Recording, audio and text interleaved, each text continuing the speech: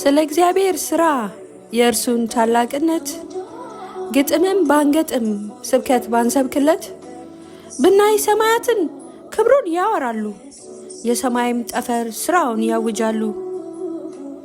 ቀንም አፍ አውጥቶ ስለ እርሱ ይናገራል ከጨለማው ጋር ተቃይሮ ይሰራል።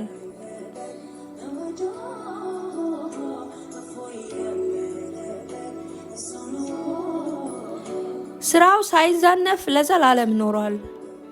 የአዝርዕትስ መብቀል ፍሬን ማፍራታቸው በፍሬያቸውም ውስጥ ዘርን ማቀፋቸው የአበቦች እርባታስ ወንዴ ዘር ሴቴ ዘር ማርንም ለማምረት የንቦች መታተር ጉንዳኖች ሲተጉ ምግብ ሲያከማቹ በበጋው ለክረምት ሲሰሩ አይሰረቹ።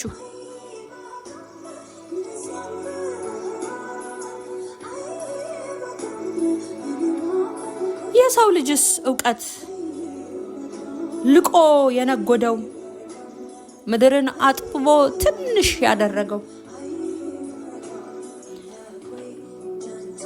ይሄ ሁሉ ጥበብ ከሰው የተገኘው ፈጣሪ እስትንፋሱን እፍ ብሎበት ነው።